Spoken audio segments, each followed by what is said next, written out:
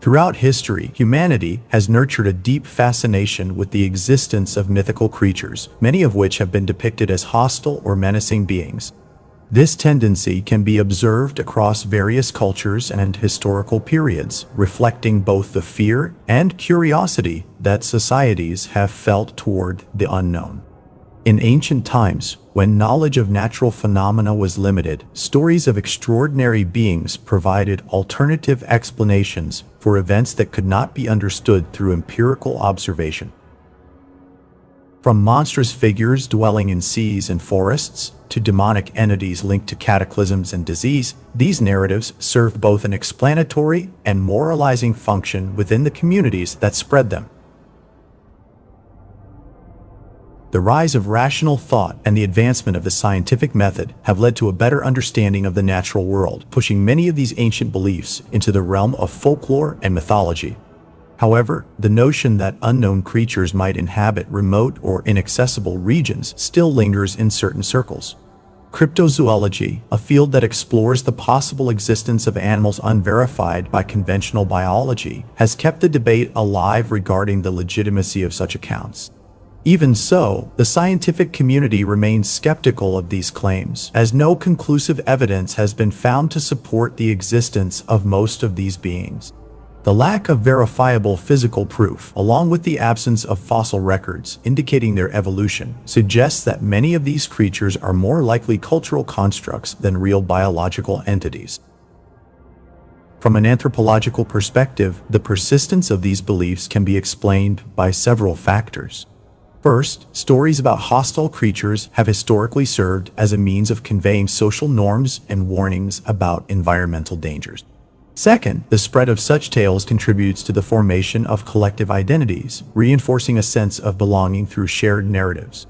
Finally, the allure of the unknown and the possibility of discovering new species fuel a genuine interest in these accounts, even when science has dismissed most of these hypotheses.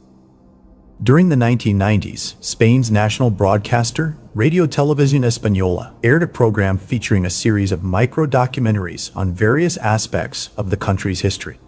Among them, Episode 7 stood out for its sheer strangeness.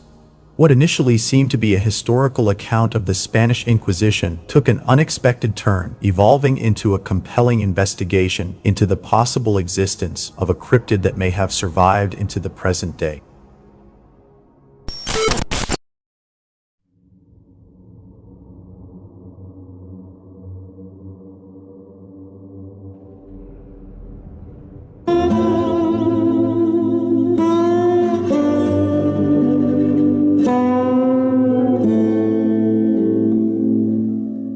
La Inquisición en España fue un periodo caracterizado por una serie de procesos judiciales y mecanismos de control implementados por la Iglesia Católica, con el respaldo de la monarquía, con el propósito de preservar la ortodoxia religiosa dentro de la sociedad.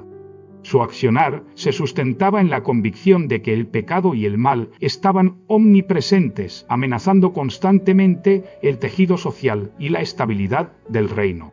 En este contexto, se consideraba fundamental la identificación y erradicación de prácticas heréticas o desviaciones doctrinales que pudieran poner en peligro la unidad religiosa y política del territorio, la creencia en la existencia de enemigos internos, ya fueran judaizantes, moriscos, protestantes o cualquier otro grupo percibido como una amenaza para la fe católica, justificaba la implementación de medidas severas con el fin de disuadir cualquier intento de disidencia.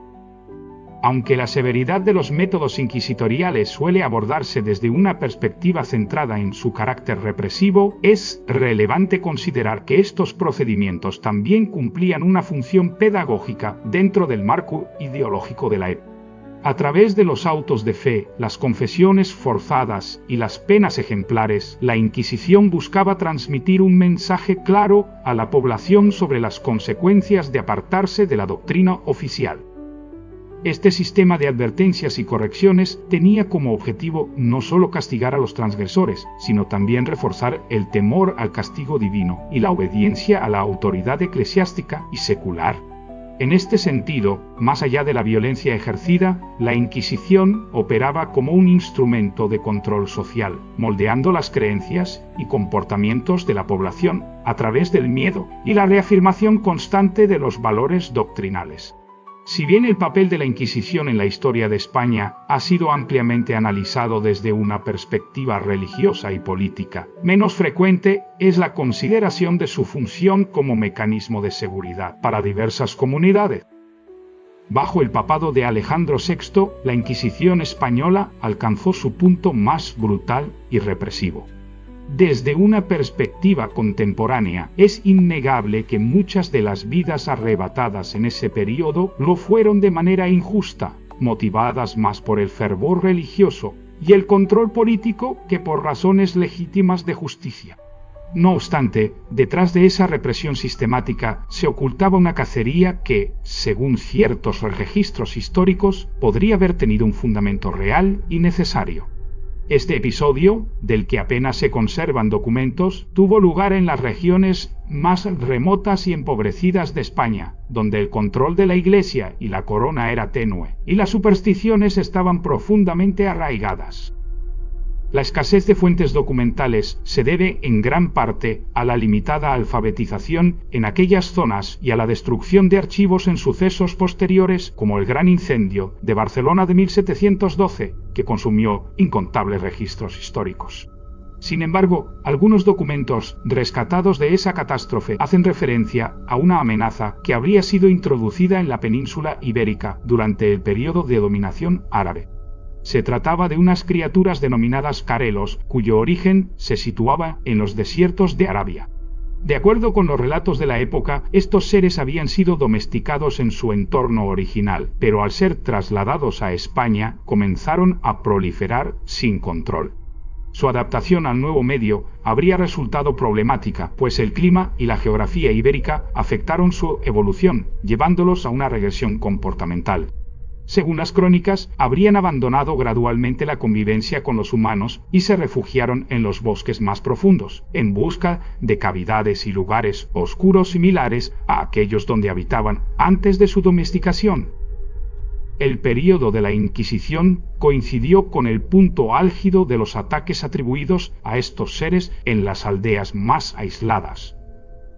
La Iglesia, cuyos métodos de persecución y castigo eran ampliamente conocidos, se encontró luchando no solo contra la herejía, sino también contra una amenaza de la que apenas tenía conocimiento.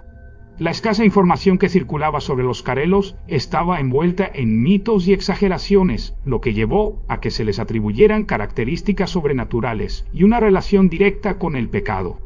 Se decía que podían alterar su apariencia para adoptar la forma de ancianos, que tal vez poseían la capacidad de volar, y que su mera presencia era suficiente para corromper a los humanos, volviéndolos proclives al crimen y la inmoralidad. Estas descripciones, carentes de base científica pero profundamente arraigadas en la mentalidad de la época, propiciaron una cacería implacable que se justificó en nombre de la purificación espiritual y la seguridad de los fieles. Los métodos empleados por la Inquisición fueron despiadados, similares a los aplicados en la persecución de brujas y herejes. Las aldeas en las que se reportaban avistamientos o ataques de los carelos eran sometidas a interrogatorios masivos, con habitantes acusados de encubrimiento o pacto con las criaturas. Se organizaban batidas en los bosques y cavernas cercanas, en las que se empleaban antorchas, perros rastreadores y armas rudimentarias.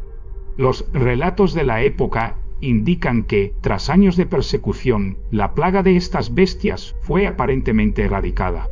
Durante siglos no se registraron más incidentes similares, lo que llevó a la creencia de que los carelos habían sido exterminados o que, de haber existido alguna vez, no eran más que una manifestación del miedo colectivo y de la superstición. No obstante, esta certeza comenzó a tambalearse a finales del siglo XX. En la década de 1980, un grupo de exploradores aficionados y espeleólogos se aventuró en las antiguas cavernas de las regiones montañosas del País Vasco.